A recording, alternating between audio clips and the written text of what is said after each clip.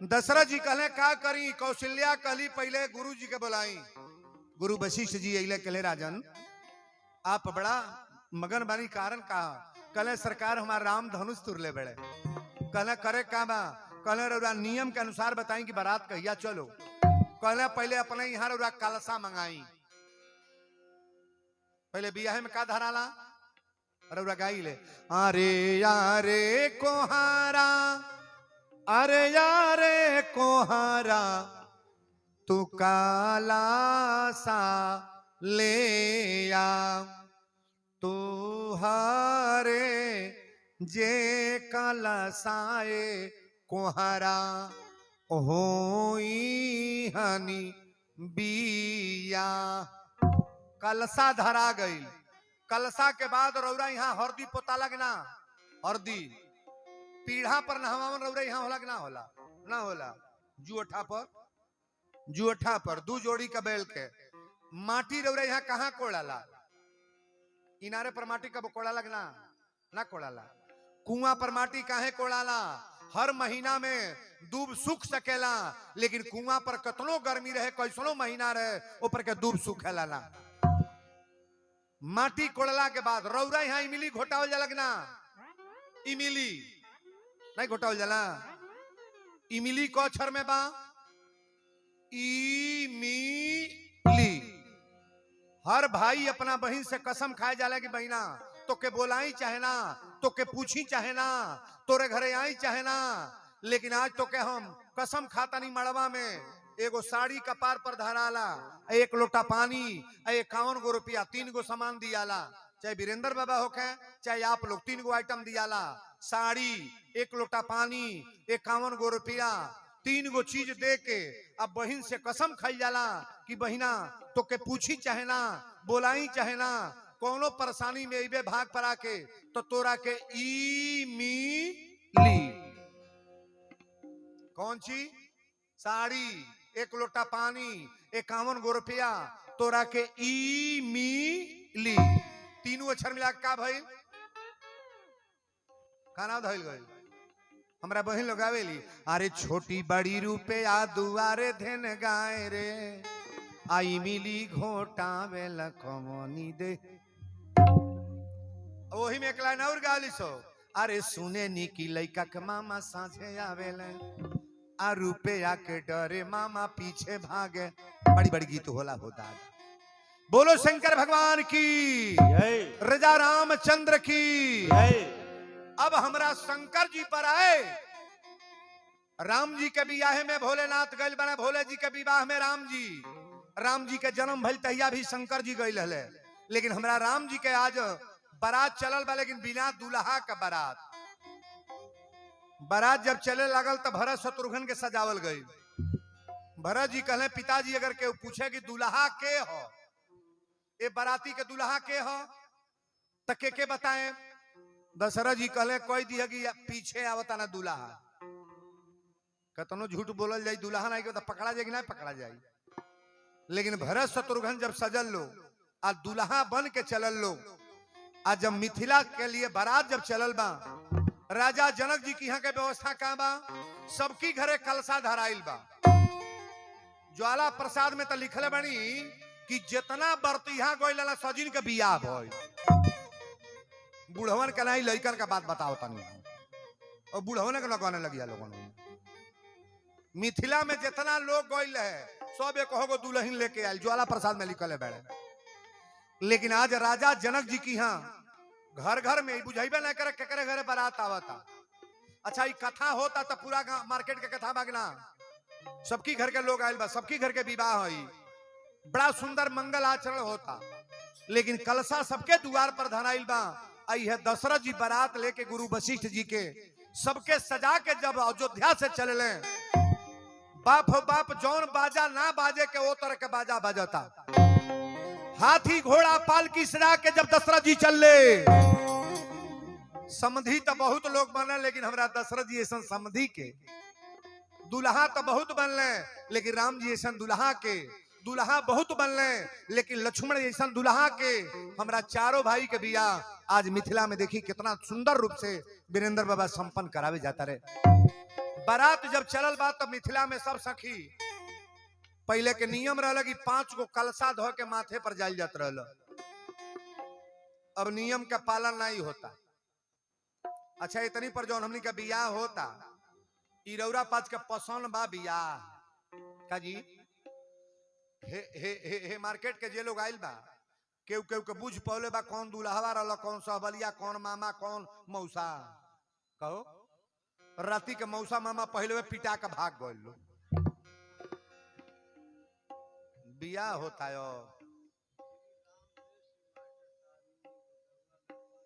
ऊपर आना जाइए जू आ जाइए। माननीय श्री राम नरेश मास्टर साहब का बड़ा कितना हम बड़ाई करें। प्रतिदिन 500 1000 यहाँ के आ जाला। 500 रुपया थोड़ा ताल भी जाएगा बढ़िया रे। ये उन्हीं का देन है कि आज 28 वर्ष से प्रवचन चल रहा है और भगवान की कृपा बनी रहे। महाराज के करनोटी बा शिव मैरेज मालिक जरा मैरेज हाल में हम आइले नाश्ता पानी हमार होला ठाकुर जी करेगे ऐसा 4 गो मैरेज हाल और बन जा। हरिश्चंद्र सिंह मार दी ताली बजा 501 रुपया बा। कलसा लेके 7 गो सखी लोग चलल बा अपना कपार पर। कलसा में पानी बा, हाथ में परई में सेनूर। पहले मंगला आचरण करे चाहिए, एक बाद विवाह की हमनी के श्री गणेशाय कइला। अरे मथवा पे कलसा लेके चलली सुहागिनी रे बहिना, अरे चलली सुहागिनी हो रस फीकी माटी। अरे चली भैली जनक के अंगनवा रस फीकी माटी। चली भैली जनक के अंगनवा रस फीकी माटी। चली भैली जनक के अंगनवा रस फीकी माटी। मथवा पे कलसा लेके आरे चलली सुहागिनी रे बहिना, ए चलली सुहागिनी हो रस फीकी माटी। चली भैली जनक के अंगनवा रस फीकी माटी। चली भैली जनक के अंगनवा रस फीकी माटी। चली भैली जनक के अंगनवा रस फीकी माटी। कौनो साखी हो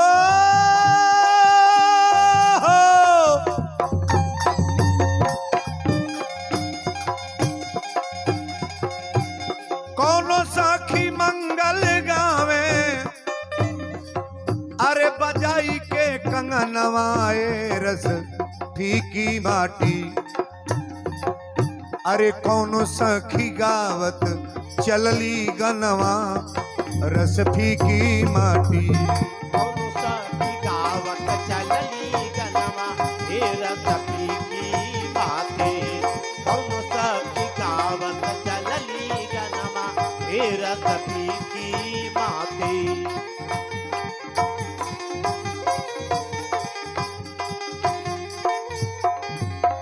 बोल दी मिथिला धाम की जय। भगवान के बारात देखा चलल बा लेकिन बिना दुल्हा के बारात। रास्ता में लोग पूछले कि दुल्हा के ह, तब भरत जी कहे पीछे। अब पीछे के लोग पूछे तब पीछे वाला लोग कह दे आगे बाड़े आगे, लेकिन दुल्हा तो ससुरारी में वो जू बाड़े। 1 महीना बारात मिथिला में रहल बा। प्रमाण है, ध्यान दीजिएगा। 1 महीना विश्वामित्र बाबा कहले कि राम राजा जनक जी वो महल में ठहरौले रहे जहां सीता निवास करे। राम लक्ष्मण रहले। हमरा विश्वामित्र बाबा बारे आज जब दशरथ जी बारात लेके गए तब पहले राम जी से मिलन जब भइल बा, राम जी आगे पिता दशरथ जी के प्रणाम कैली, लक्ष्मण आगे पिताजी के प्रणाम कैले, गुरु वशिष्ठ जी के प्रणाम कैले। ये जगह पर बारात के डेरा रुकल। महाराज राजा जनक के मालूम हो गल कि बारात आ गई। आज जब बारात आ गई तो ये बाबू चूरा दही कहार कुल भर भर कहार अपना पहले कहारी चलत रहा अथी पर लाद के लेके चलत रहा सो और कान्हे पर बांधत रहा कान आ रहा ए पर लेके गईले सो जहां बारात रुकल बा चहल पहल खूब खान भोजन होता। एकरा बाद गुरुदेव से शुभ तिथि निकालल गई। राम जी के विवाह कौन तिथि पर भइल बा? राम जी के विवाह कौन महीना में भइल? बैसाख में। अरे तोहरो लीला लगे भाई है बुढ़िया कहते बैसाख में हमनी के लगन हो। अगहन के पंचमी जानले बाड़ू? पंचमी वो विवाह के पक्ष पर कथा एगो होला नौतन हथियागढ़ देसही बरवा के बगल में बाहेतिमपुर के दक्षिण 35 बरस वीरेंद्र बाबा को वहां बोलते हो गया 35 साल 35वां साल इन साल है 35 बरस लगातार ये का भीड़ है इसके 10 इतना भीड़ वहां रहता है। एगो मंच बा कप्तानगंज के पास कुलकुला भणसर के बगल में अगर उधर आपका संबंध हो तो देखिएगा भणसर के बगल में कुलकुला वीरेंद्र बाबा को लगभग 36 से 38 साल उस मंच पर हुआ। 1 लाख से कम लोग वहां नहीं रहते हैं 1 लाख। आज भी वर्तमान में वो बसंत पंचमी को कलश यात्रा निकलता है उस मेले में जाकर के देखना कि लाख से लोग कम रहते हैं। एजू तो 28 वर्ष से कथा होता अभी तक कथा में बुझाता बिलाइल जाता क्यों कमोन में आवता है आवता क्यों कमोन में आवता तो दुकानी पर मूंगफली फोड़त है उन्हें दही जाता है। हाँ तो दहिए जाइए असल में हारन लागल बा लोग दुकानिया पर सब सुन लेता घर का पूरा परिवार दुकानी में बैठल बजा के पता कल वीरेंद्र बाबा बोलो तन लौकते भरने खाना मोबाइलवा में तो लौकते बा है लाइव चलता कथवा तो देखते बा देश विदेश के लोग हमके देखा था इतनी पर उत्तर प्रदेश बिहार तो छोड़ दो दुबई मस्कट सऊदी से कम से कम 500 फोन डेली आता है। अब वीरेंद्र बाबा प्रचार के थोड़ा ना मोहताज है अब तो इतनी पर मोबाइल पर चढ़ी है कथा तब से कई करोड़ लोग मुझे जानते हैं कई करोड़ 50 करोड़ लोग मुझे जानते हैं। मोबाइल में आप कैच करना खोल कर देखना 30 लाख लोग एक एक कथा का सब्सक्राइब किए हैं एक प्रवचन का 30 लाख। उत्तर प्रदेश में कथा का जितना लाइफ हमारा है ना ये आप लोगों का आशीर्वाद है कृपा है। फाजिल नगर की कथा कम से कम 50 करोड़ लोग मुझे लाइव किए हैं फाजिल नगर की कथा मोबाइल खोल के देखिएगा।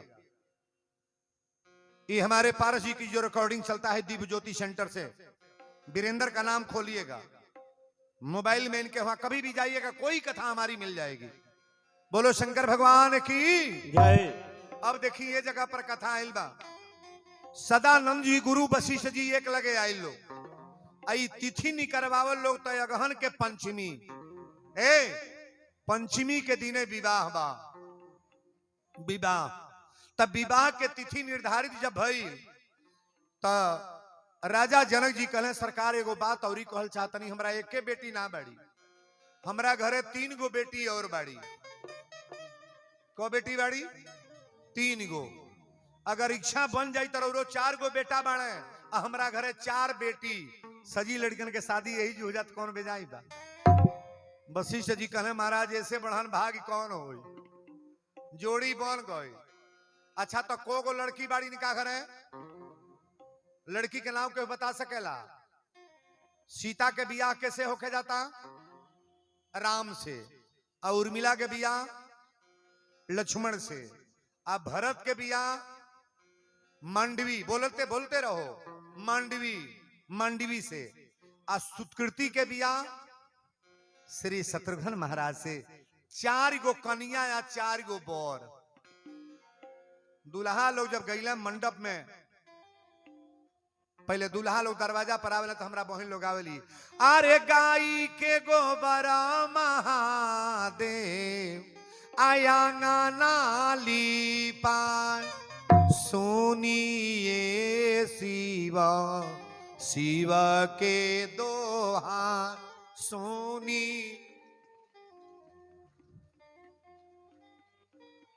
अच्छा तो हे तारे बोलाई तो कैसा बियाह होई?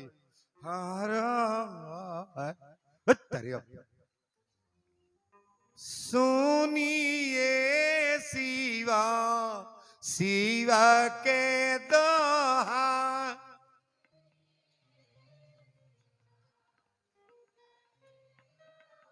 सुनिए शिवा शिव के दोहाई सुनी।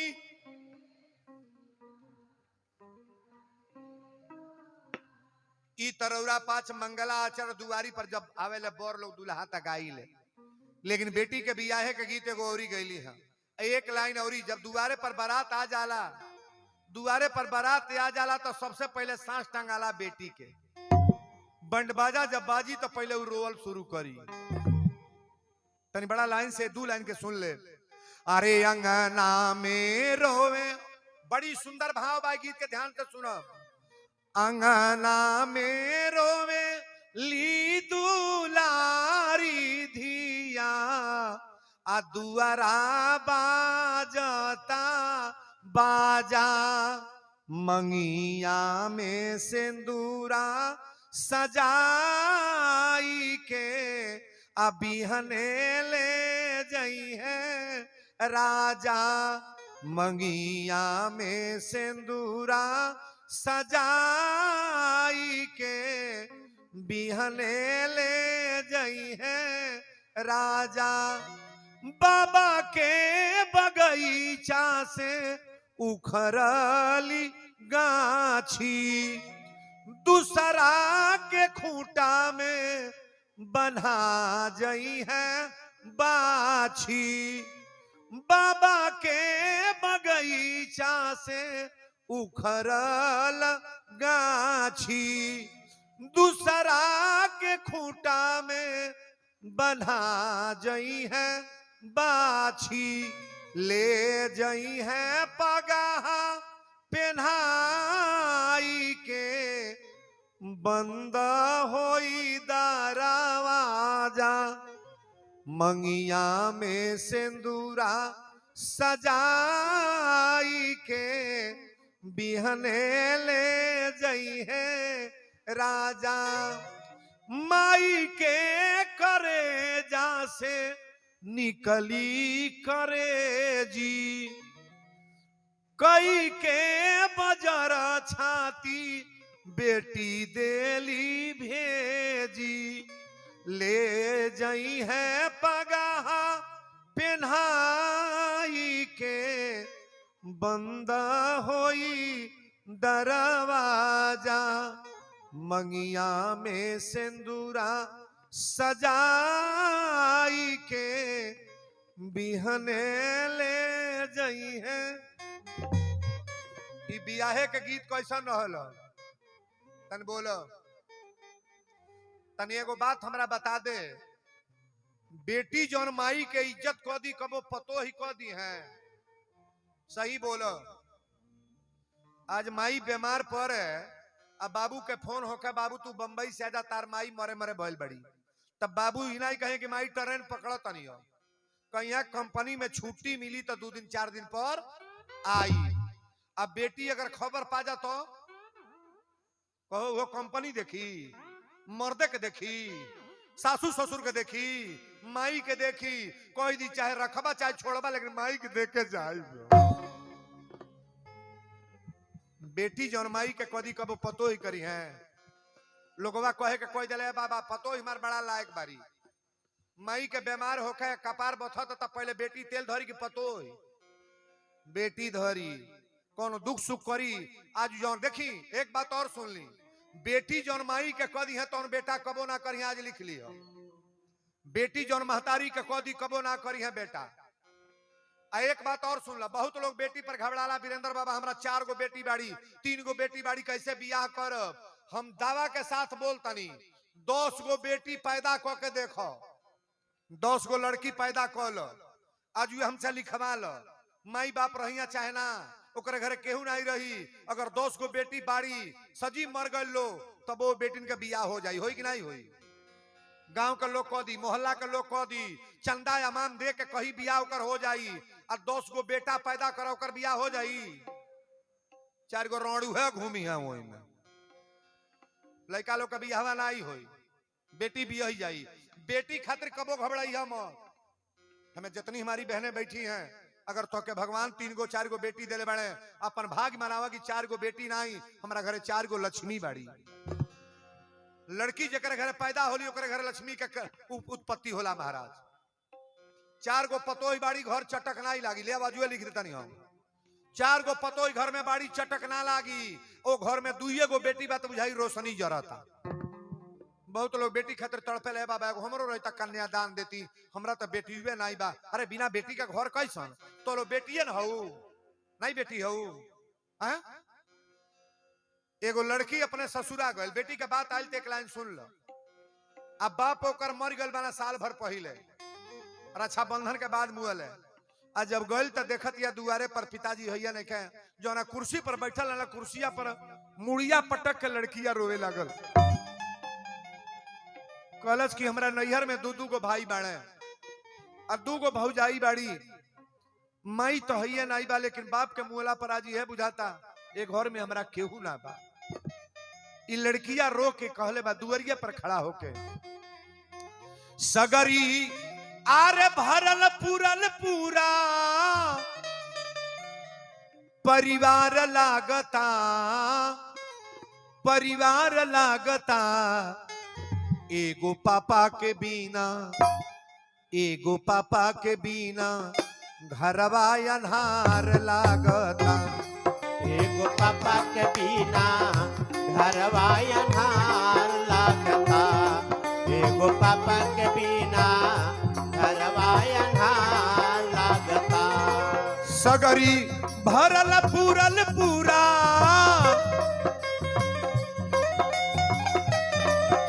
सगरी भरल पूरल पूरा परिवार लागता, परिवार लागता, एगो पापा के बिना घरवा अन्हार लागता। एगो पापा के बिना घरवा अन्हार लागता, एगो पापा के बिना घरवा अन्हार लागता।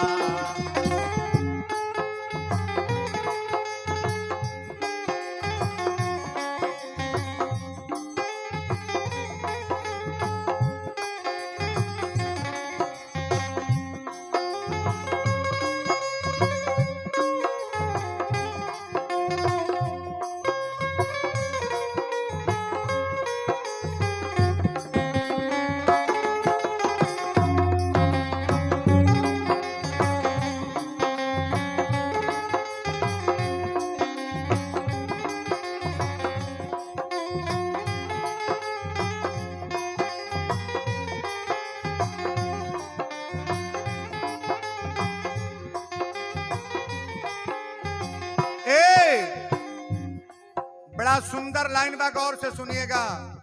पापा के रहल संत स्वभाव, पापा के रहल संत स्वभाव, रखले सबका पर भाव। रखल सबका प्रतिभाव। पापा के रहल संत स्वभाव, पापा के रहल संत स्वभाव, रखले सबका पर भाव। रखल सबका पर भाव। घर में रोवे बेटा नाती, कैसे जरी दिया बिनु बाती। घर में रोवे बेटा नाती, कैसे जरी दिया बिनु बाती। कहे नाती हमारा बाबा के दुलार मांगता, दुलार मांगता, एगो पापा के बिना घरवा अन्हार लागता। एगो पापा के बिना घरवा अन्हार लागता, एगो पापा के बिना घरवा अन्हार लागता। सगरी भरल पूरल पूरा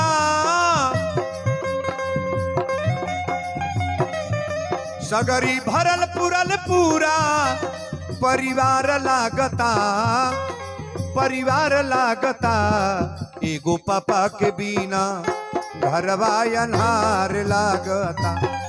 एगो पापा के बिना घरवा अन्हार लागता, एगो पापा के बिना घरवा अन्हार लागता। बोल दी राजा रामचंद्र की। हमारी बेटियां बहन थोड़ा गौर से सुनना।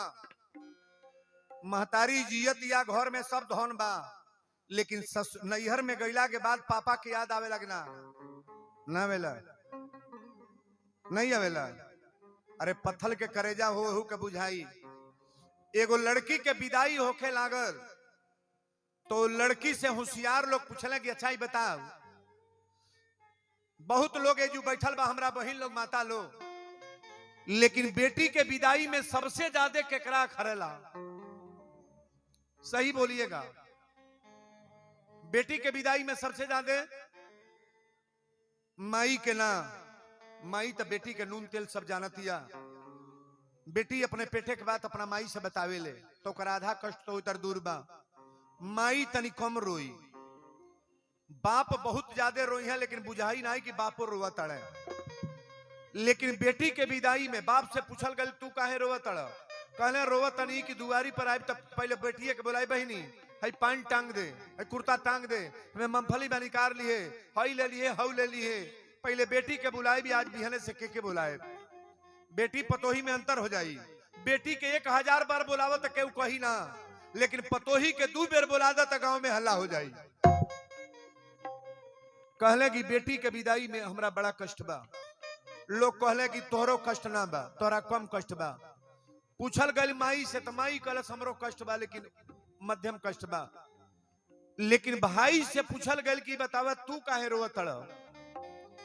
तू तो अपना बहन के झोटा पकड़ के मारत रहल, जब नहीं तब पीठी पर मार देव, दौड़ा के मरब, कुलकुल करब, ते अपने बहन खातिर काहे रोवत तड़े? तो भैया कहलस कि हम रोवत ना बनी, आज हमरा यह बुझाता कि बहन के साथे हमार मौत हो जा।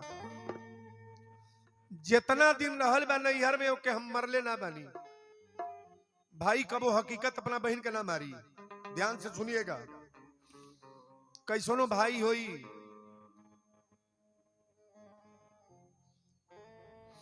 अपने बहन के हकीकत में कबो ना मारी। खिलवाड़ में पीठी पर मार दे ले बा, खिलवाड़ में झोटा पकड़ ले बा, दौड़ा के कबो बहनियों कस के मारतिया, भयो मारता। भाई कहलस हमरा ई कष्ट बा, सबका लगाओ तो दूरी रहल माई से, महतारी के छाती के दूध रहल, पिताजी के प्रेम रहल कपड़ा लता ढंगरे के, लेकिन सबसे ज्यादा कष्ट तो आज हमारी बा कि जौन प्रेम अपना बहन से बनौले रही अपना जीवन में ये प्रकार के प्रेम केहू वाला मिली ना। मेहरारू कैसनो आ जाए तो बहन इतना प्रेम कबो करी करी कबो ना करी। अनि सबसे ज्यादा कष्ट होला भाई के। जो राखी रोड़ा बांधे जाइले, भले ओकर मेहरारू भाव ना देत होके, मेहरारू ना इज्जत करत होके, मेहरारू ना अपना नंद के जानत होके, लेकिन भाई के आत्मा में दर्द बा कि हम बहन से राखी बनवा ली। कितने भाई अपना मेहरारू को चुपे राखी बनवावे जाले, एक रउआ देख ले अपनी औरत के चुपे। लेकिन जो वीरेंद्र बाबा गवले बड़े, अरे के करा हीरो वाले नदिया बढ़िया आईली, आके करा हीरो वाले तालाब हो, के करा हीरो वाले धोती के खूंट भी जले, आके हीरो वेला बर हो मास। के करा हीरो वाले धोती के खूंट भी जले, के हीरो वेले बर हो मास हो। के करा हीरो वाले धोती के खूंट भी जले, के हीरो वेले बर हो मास हो। माई के रोवले नदिया बढ़िया आईली, बाबूजी के रोवले तालाब हो।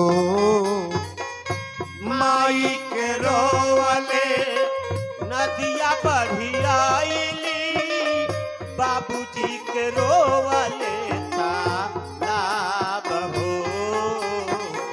अरे भैया के रोवले धोती के खूंट भी जले, भैया के रोवले धोती के खूंट भी जले, बहिना रोवेली पर हो नास।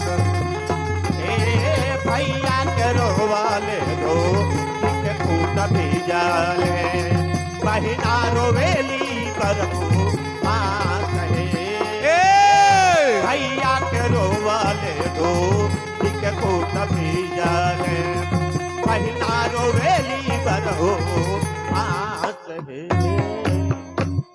बोल दी सच्चे दरबार की, मिथिला धाम की। सीता जब से नैहर से गई बड़ी जीवन में जीवन भर रोवल बड़ी कि ना? तन बोला ना नहीं की रोवल नहीं रोली। तनी कथवा बड़ा दिमाग खोल के आज सुना। दरवाजा पर बारात आ गए बाबू, 4 गो दूल्हा मंडप में जाता रहे, लेकिन जे भी हमारा बहन लोग बेटी लोग बैठल बड़ी, आप लोग के जीवन में बहुत कष्ट बा। मर्द माली घर में से जाता तो दुकानी पर कहीं वो दुकानी पर पकौड़ी खा लेता, चाय पी लेता, जौन बाजार में मिला था तो खा लेता। महिला अगर घर में से निकली तो हमने कहीं पाई, चाहे मर्द ले जाई तो तब मर्दो ले जाई है तो 4 गो लड़का नाती बाड़े कोनो मेहरारू के भेटाए बा भेटाई भेटाई। जितना संकट सह के हमारी बहनें बेटियां रहती हैं, माताएं, पहले तो भोलेनाथ से निवेदन करेंगे जो महिला तपस्या कर रही है, इस तरह का व्यवस्था है, उसके जीवन में कोई बाधा ना हो। बोलो सच्चे दरबार की। 4 गो दूल्हा मंडप में चलत अड़े।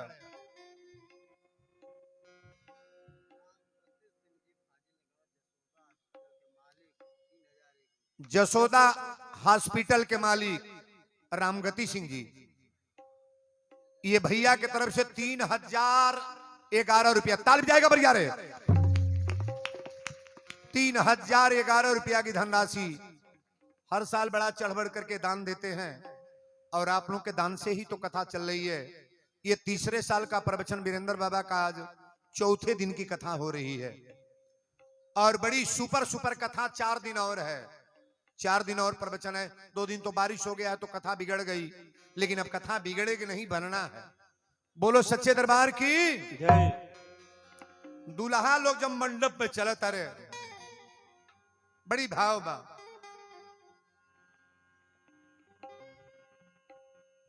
आज सभी लोग भाव से गाएंगे कि दूल्हा धीरे धीरे चलिहा। सभी लोग ताली बजा के, हमरा राम जी, लक्ष्मण जी, भरत जी, शत्रुघ्न जी, 4 गो कन्या और 4 गो बर मंडप में चलत अड़े कि दूल्हा धीरे धीरे चलिहा ससुरारी गलियां, दूल्हा धीरे धीरे चलिहा ससुरारी गलियां, दूल्हा धीरे धीरे चलिहा ससुरारी गलियां, दूल्हा धीरे धीरे चलिहा। ससुरारी गलियां हो ससुर की गलियां, ससुरार गलियां हो ससुर की गलियां, ससुरार गलियां है ससुर की गलियां। रघुबर धीरे धीरे चलिया ससुरारी गलियां, रघुबर धीरे धीरे चलिया ससुरारी गलियां, रघुबर धीरे धीरे चलिया ससुरारी गलियां, दूल्हा धीरे धीरे चलिया। बोल दी दुल्हा सरकार की जय। गुरु वशिष्ठ जी, सदानंद जी वैदिक के काम करे जा रहे बाबू। अब मंडप में हमरा दुल्हा राम, लक्ष्मण, भरत, शत्रुघ्न। अच्छा में जेकर जेकर बियाह भइल बा, गांठ जोड़ाइल बा कि ना? ओरिजिनल की डुप्लीकेट का हो? जोड़ाए के तो जोड़ाते भाई दादा। वकील मियाँ ना हो, चक्की वाला ना, 101 रुपया नगद। शिव जी 101 रुपया। वकील मियाँ के तेल का चक्की है। कौना ची का चक्की बा, तेल पे रहे। हाँ तो 2-3 ताल तन छौके ओके खातिर भंडारवा के दिन में मांगा जा। 2 टिन कोरू के तेल दे दिए वो लायक नहीं खे आलू के बाढ़ है छोटकी मशीन चले ले का मिक्सरवा के लखा बताऊं चल ठीक बा कौने लायक के नाई बाउकिल मियाँ का रोज जो दान आवेला 200-300 मुस्लिम होकर के दान इनका बढ़िया आता है और अल्लाह मियाँ बरकत करे हम तो कहेंगे बोलो शंकर भगवान की जय। 4 गो कनिया या 4 गो बोर सबके गांठी जोड़ल गल बा बाबू कोक फेरा घूमल जाला को फेरा हो तेरे फेरा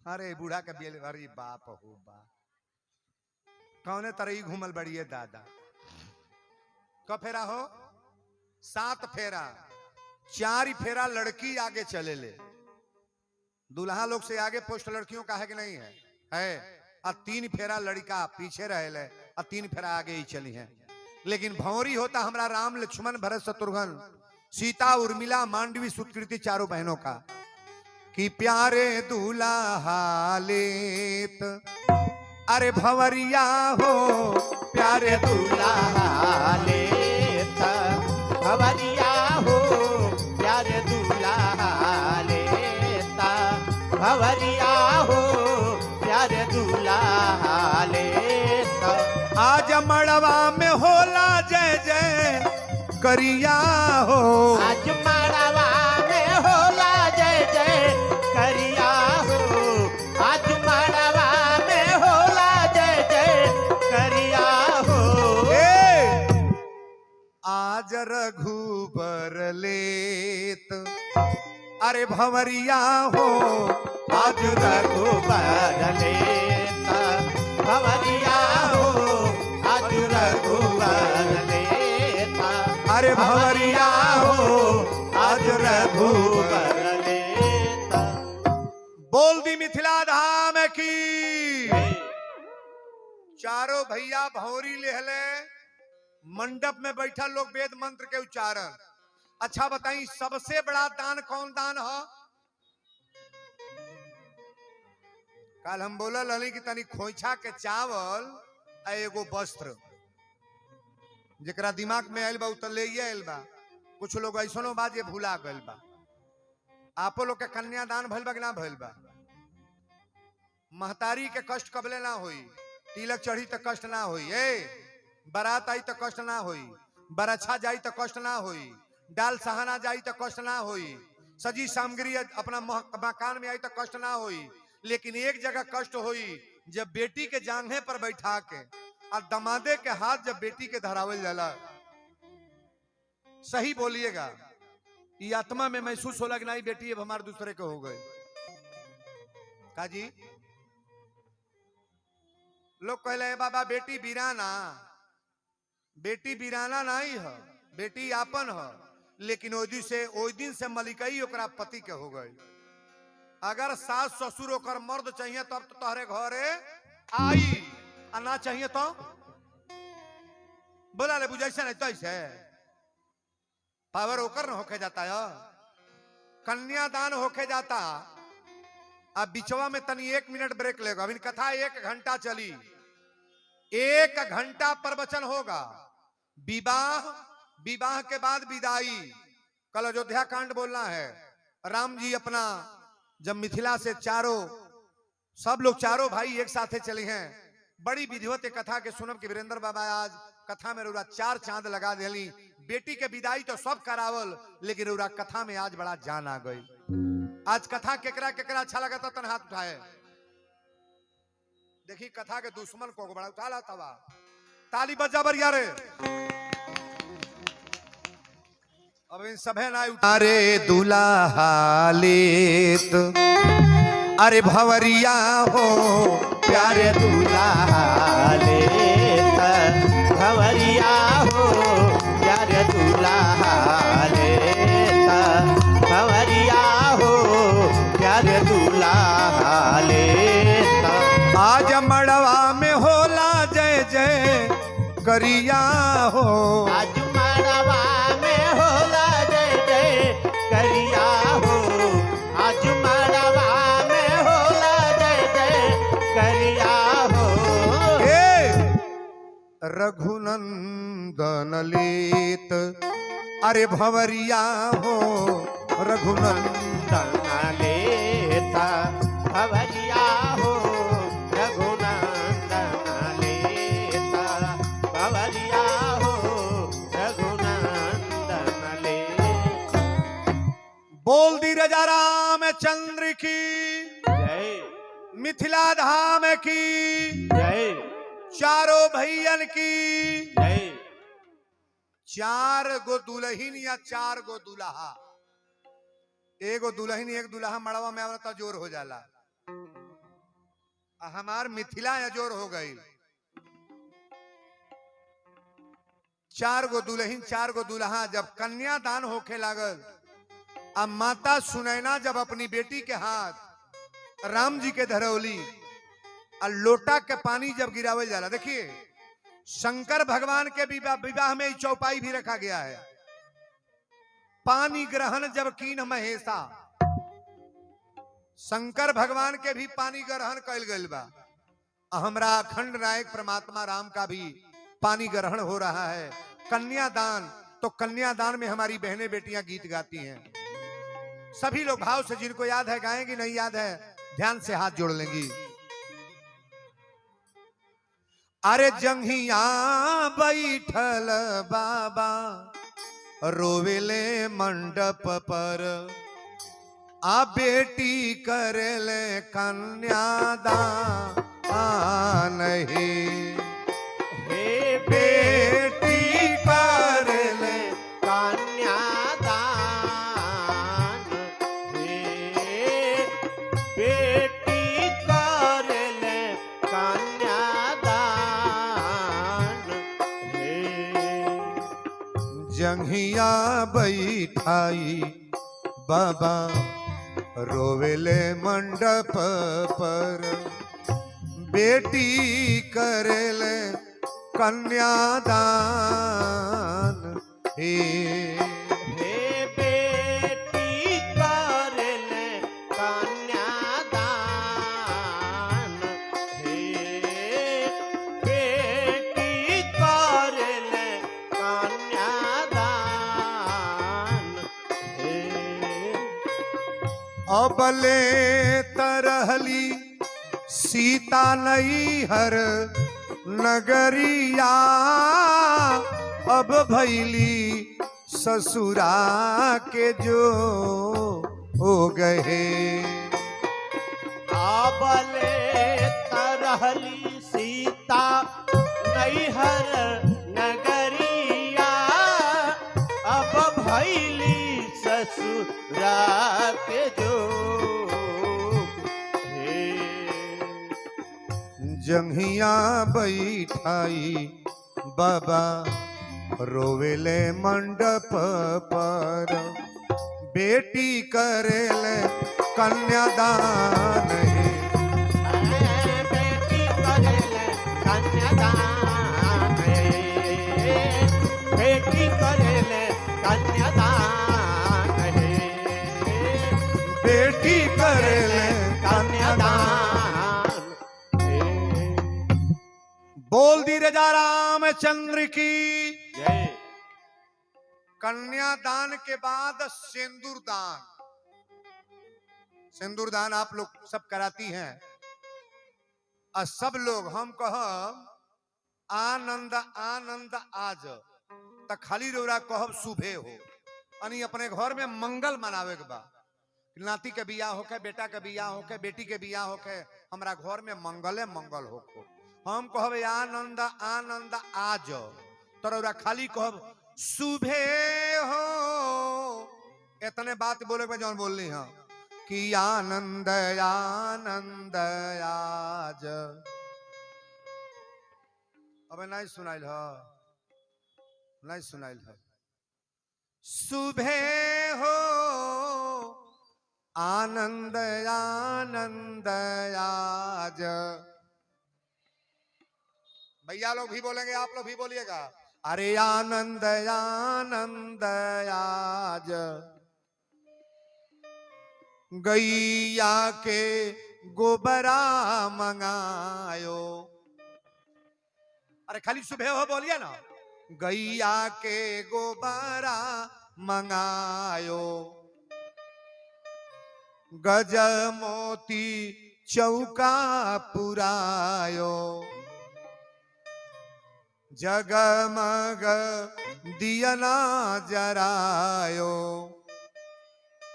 अब पूरा साज बाज के साथ सभी लोग आएंगे कि आनंद आनंद आज सुबह हो गैया के गोबरा मंगायो, सुबह हो गज मोती चौका पुरायो, सुबह हो अंगना में दियना जरायो, सुबह हो सखी सब मंगल गायो, सुबह हो मंगिया में सिंदूरा भरायो, सुबह हो मंगिया में सिंदूरा भरायो। सुबह हो आनंद आनंद आज सुबह हो आनंद आनंद आज सुबह हो आनंद आनंद आज सुबह हो आनंद आनंद आज। सुबह हो बोल दी मिथिला धाम की। जय। भगवान नौरा बियाहे में जे जे मंगल मनौले बा सुबह हो, ओकरा घर में कबो कष्ट न हो, ओकरा बेटी के बेटा के नाती जे भी बियाहे के बा धूमधाम से बियाह कराए और ओकरा घर में मंगले मंगल हो। अब मंगल कबो ना। अच्छा तो बियाह तो हो गई, लेकिन बियाह भइला के बाद बारात हो अयोध्या है, अयोध्या से आके बाबू मिथिला में ये लोग का जीव घबराए लगा।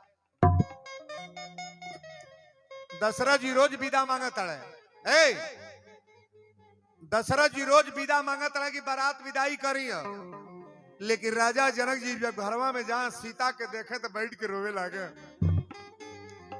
अच्छा बताई बेटी के विदाई मौत बुझाला कि ना बोले? भले 5 गो बेटी बाड़ी, जब घर से कोनो बेटी विदाई हुई ना तो बुझाई हमारा घर के सजी खोआ खजाना चल गई। लड़की लड़की होली है बाबू। और एक बात निवेदन करेंगे, यहाँ जो जितनी भौजाइयां बैठी हैं, अपने ननद पर कभी भी ऐसा शब्द कुठार शब्द न बोले कि ननद को कोई चोट लगे। अपनी जीवन में आप अभी बेटी पैदा की हो और तुम्हारी ननद भी जा रही, ननद भाई अपना दुल्हा की बहन है और तुम्हारी बेटी तुम्हारी पेट से पैदा है, अगर ननद को कोई कष्ट होगा तो तुम्हारे बेटी को भी कभी कष्ट होगा, ऐसा सोच करके रहना भाई। बजा लो ताली बजा रहे। राम जी गईले कौशल्य माता सुनैना के महल में, हथवा जोड़ के राम जी कहले कि माता जी अयोध्या से अले हमने का बहुत दिन हो गई, मांग में सिंदूर पड़ गए तब बियाह हो गई, लेकिन विदाई करी अब बारात लेके पिताजी हमारा तैयारी में बानी जाइल। जब ये बतिया सुने, जब माता सुनैना सुने तो सीता के पकड़ के रोवे लगे। कहले महाराज हमारी अयोध्या मिथिला से सब संपत्ति लेके जाई, लेकिन बेटी के विदाई कैला में तो हमारी है बुझाता कि हम मरब की जियब। बेटी बेटी होली, हमारी बेटियां गौर से सुनेगी। एक दिन कमरा में राम के बुलौली माता सुनैना, अब कमरा में बुला के कहली कि प्रभु एक निवेदन रउरा से बा, हम रउरा के दामाद ना मानतनी, दुनिया वाले कहले गिरा और दामाद भगवान हो।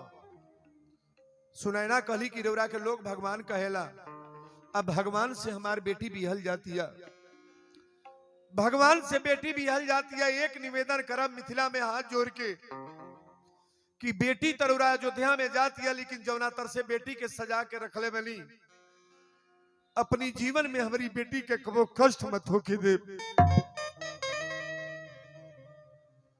ई बतिया रामो जी के बड़ा कष्ट भइल बा।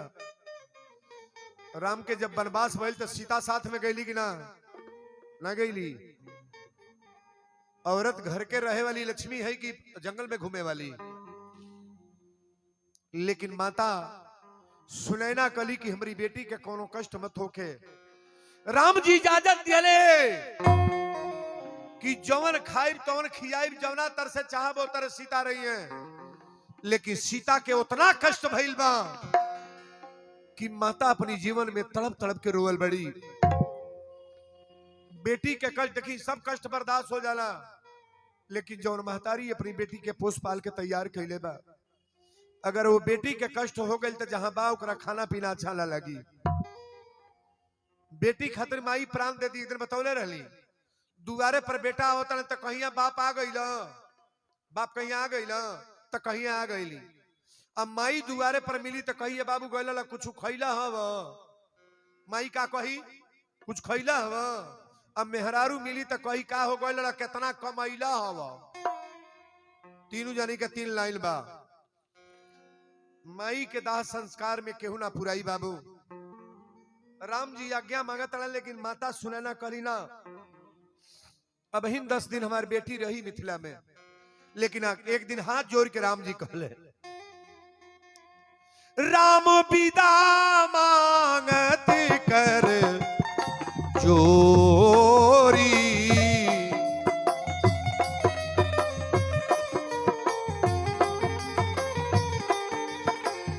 राम विदा मांगत कर जोरी, कीन्ह प्रणाम बहोरी बहोरी। राम सिया राम, जय जय राम राम राम। सिया राम, जय जय राम। जे दुल्हा बनल बा उ हाथ जोड़ के विदाई मांगता कि राम विदा मांगत कर जोरी, अकीन प्रणाम बहोरी बहोरी। माता सुनैना के प्रणाम कैले, राजा जनक के प्रणाम कैले, सदानंद जी के गोड़ लगले। राम जी कहले सरकार विदाई करी, अब लेके जाइल जा। लेकिन सीता के जब विदाई होखे लागल तब डोलिया में बैठावे लो। अच्छा है, मैं पालकी में केहू अपने ससुरा आइल बा, पालकी पर हाथ उठाइएगा। पालकी 1 2 3 4 5 6 7 8 9 10 जनी। बड़ा जेकर तकदीर तेज होला ते पालकी में आइल बा। 4 गो कहार लागेल है।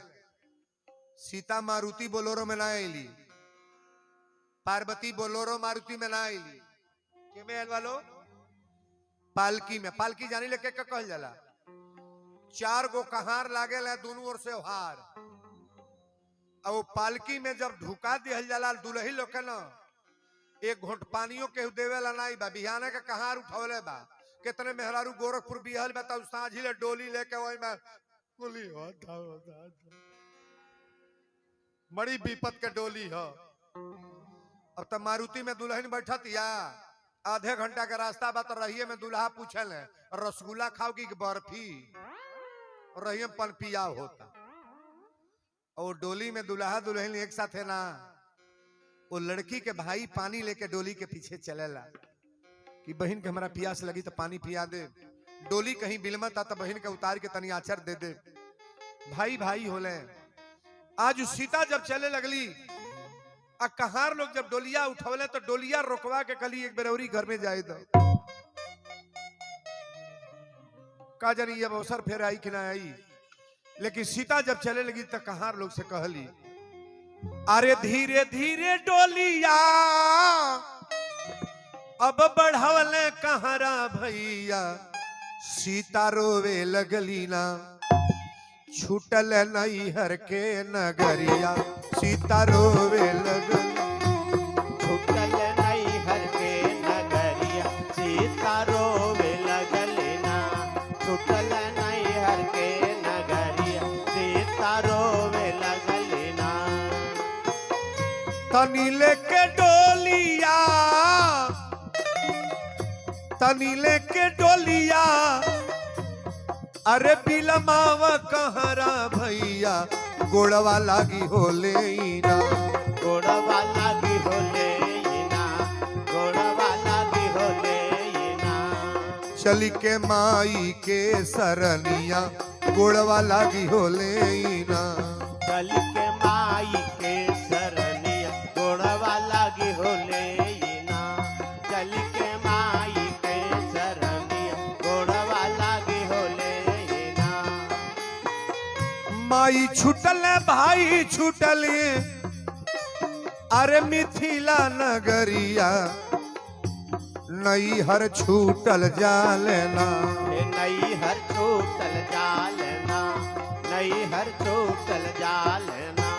ए छूटली सखियन के पीरितिया नई हर छूटल जाले।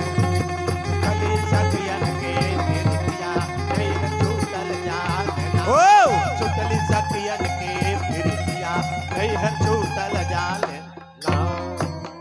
बोल दी राजा रामचंद्र की। सीता तो और मिला मांडवी सुत्कृति रोवा चलल बलो, लेकिन केकरा घरे बधाई होता गीत मांगर होता पूरी कहाँ बनेला।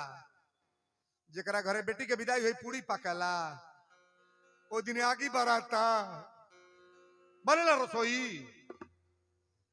महतारी दिन भर छाती पीट कर रोवत या बहिनी चल गई, भौजाई अलगे रोत या ननद चल गई, भाई अलगे गिरल बा, ओकरा घरे रसोई बनी।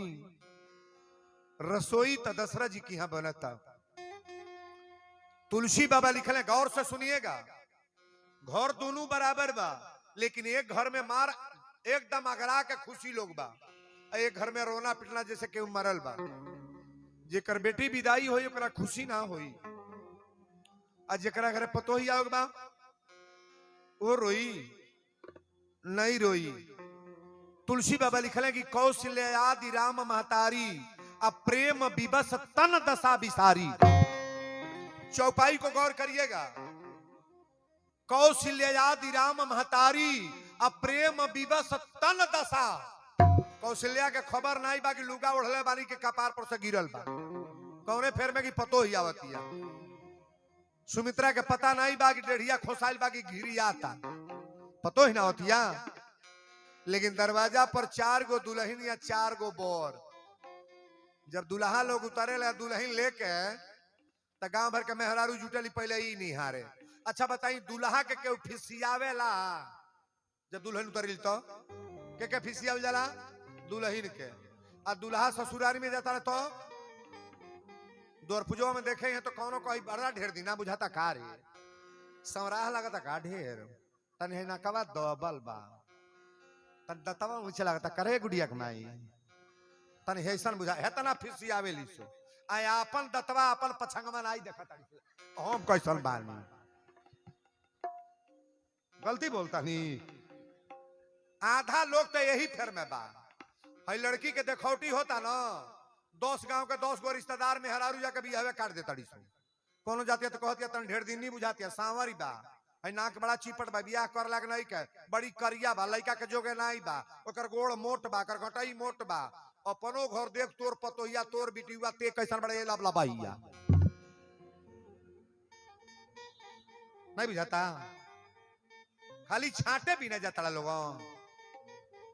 दुल्हन जब उतरे नीचे गावे जाला ए गाई ले आप कि अला बाला दला बाला बारा चले श्री साहेब के जनमाला हे अला बाला दला बाला बारा चले श्री साहेब के जनमाला हे अला बाला दला बाला बारा चले श्री साहेब के जनमाला हे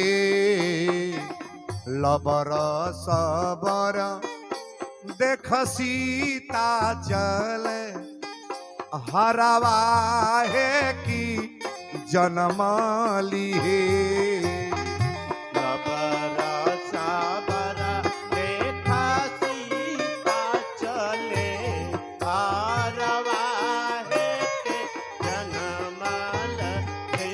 बोल दी शंकर भगवान की जय राजा रामचंद्र की। जय 4 गो कन्या या 4 गो बर उतरले आ जब उतर लोग तो तनी दही गुड़ हमनी का खिया ले जा गावे नहीं सर पाँच महतारी जई है तो गई है अरे बाबू काका खैला ससुरारी या आया मादालिया भात तरकारिया बाबू कह तहरा सासू कैसन बोलिया एया माँ सरजू जमुना ऐसन बोली लड़का कबो सासू का निंदा करी है का हो माई का निंदा हो जाई ए बाबू ए बुढ़ियन का निंदा बेटा कह दिए अपने सासू को निंदा कबो करी ससुरारी में भुजिया का भात कोहड़ा के तरकारी खा के आयल बा अब माई पूछी का खइल हो तो कहिया पनीर मशरूम पुलाव बापो बा पूरी बनल 3 किस्म के सब्जी हमर तो करजे गदगद हो गइल आ खइले बा कोहड़ा के तरकारी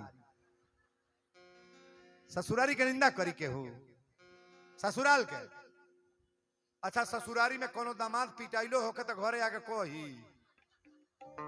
कही जी ये है ससुराल आई हमरा भंडारी जौन बाड़े भंडारी बाजा जना धरले का बाड़े 3 बेर पिटाइल बा ससुरारी में 3 बेर ए अरमान भाई कहां गइले 3 बेर हुकाइल बड़े 3 बेर हुकाइल बड़े अभी नहीं बचौलो रही तो सकले ना रही 3 बेर पिटे अब देखिए आज भगवान के विदाई सीता मांडवी सुकृति चारों दुल्हन आ गई लेकिन कल कथा एक गौर करेंगे आप चारों दिन नया चीज एक दिन कथा हम सती नारी का बोलेंगे कि नारी कभी अपनी जीवन में विधवा नहीं होगी तो ध्यान से सुनिएगा जेकरी मांग में सिंदूर बा वो सुन ले और जेकर पतोही बेटी नहीं आयल बा वो सुन ले कल नहीं परसों कथा होगा जेकरी मांग में सिंदूर बा रौरा सामने कपी कब्बो भी रौरा पति के मृत्यु ना हुई 4 गो दवाई ये मंच पर हम दे और पतिव्रता नारी सती नारी का कथा इस व्यासपीठ से हम रखने का प्रयास करेंगे और कल कथा अयोध्या कांड में कल कथा यहीं से प्रारंभ होगी। एक बार सब सहित समाजा राजसभा रघुराज विराजा श्रवण समीप भयोसित केसा अब मनहु जरठ पनिया उपदेशा और कथा कहां तक होगी मांगी नावन केवट याना कहीं तुम्हार मरम में जाना छुअत शिला भई नारी सुहाई केवट उद्यार तक कथा कल इस मन से हम रखने का प्रयास करेंगे ज्यादा से ज्यादा संख्या में आप आएंगे अब सभी लोग खड़े होकर आगे आ जाएं भगवान की आरती होने जा रही है भैया लोग भी सब लोग आ जाएं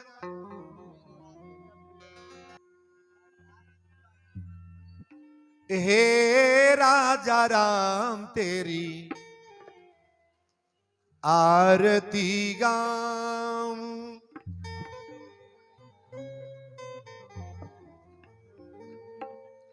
हे राजा राम तेरी आरती गाऊं हे राजा राम तेरी आरती गाऊं हे राजा राम तेरी आरती गाऊं आरती गाऊं प्यारे तुमको रिझाऊं री आरती गाऊं प्यारे तुमको रिझाऊं रे आरती गाऊं प्यारे तुमको रिझाऊं री आरती गाऊं प्यारे तुमको रिझाऊं रे बांके बिहारी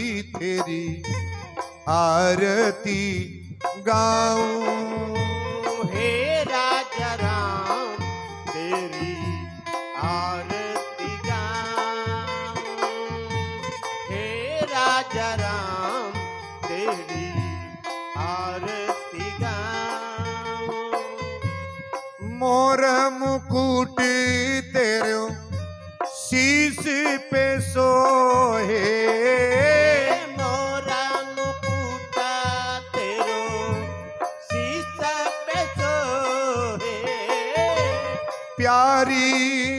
मुरलिया प्यारो मेरो मन मोहे। प्यारी मुरलिया प्यारो मेरो मन मोहे। उस मुरली पे मैं तो बलि बलि जाऊं।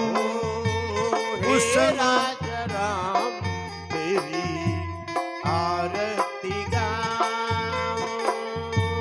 हे राजा राम तेरी आरती गाऊं। चरणों से निकली है गंगा प्यारी। चरणों से निकली है गंगा प्यारी। जिसने सारी दुनिया को तारी। जिसने सारे दुनिया को तारी। उन चरणों पे मैं तो बलि बलि जाऊं। हे राजा राम तेरी आरती गाऊं। हे राजा राम तेरी आरती गाऊं। सुख दुख जीवन प्यारे साथी आप हो। सुख दुख जीवन प्यारे साथी आप हो। मेरे तो एक प्रभु जी नाथ हो। मेरे तो एक प्रभु जी नाथ हो। अरे उन चरणों पे मैं तो बलि बलि जाऊं। हे राजा राम तेरी आरती गाऊं। हे राजा राम तेरी आरती गाऊं। जगमग जगमग ज्योति जला के आरती कर रघुरैया के। जगमग जगमग ज्योति जला के आरती कर रघुरैया के। जगमग जगमग ज्योति जला के आरती कर रघुरैया के। सब मिली जुली के आरती गावा सीता जी के सैया के। सब मिली जुल के आरती गावा सीता जी के सैया के। सब मिली जुल के आरती गावा सीता जी के सैया के। अरे जगमग जगमग ज्योति जला के आरती कर रघुरैया के। जगमग जगमग ज्योति जला के आरती कर रघुरैया के। जगमग जगमग ज्योति जला के आरती कर रघुरैया के। राम लक्ष्मण भरत शत्रुघ्न अयोध्या के रहवैया के। राम लक्ष्मण भरत शत्रुघ्न अयोध्या के रहवैया के। राम लक्ष्मण भरत शत्रुघ्न अयोध्या के रहवैया के। अरे जगमग जगमग ज्योति जला के आरती कर रघुरैया के। जगमग जगमग ज्योति जला के आरती कर रघुरैया के। जगमग जगमग ज्योति जला के आरती कर रघुरैया के।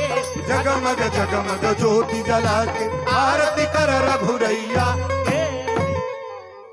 प्रेम से बोलो वृंदावन बिहारी लाल की। जय हनुमंत लाल महाराज की। जय देवादिदेव महादेव की। जय यज्ञ भगवान की। दान दाताओं की।